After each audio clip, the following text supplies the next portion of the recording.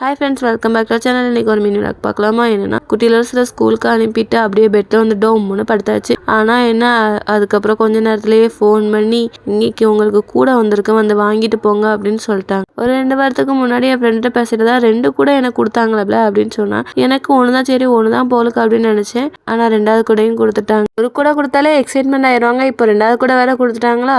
3 மந்த்ஸ்லேயே கொடுத்துட்டாங்க ஒரு கூட.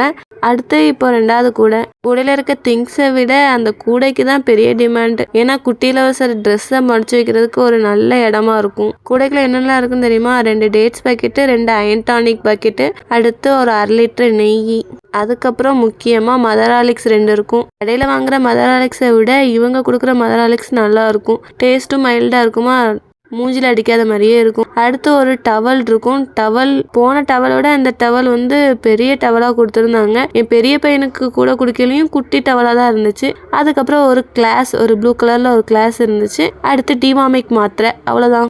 அந்த கூடையில இருந்துச்சு. மெயினா நமக்கு கூட தான் முக்கியம். ஓகே, நெக்ஸ்ட்ல பார்க்கலாம். டடா.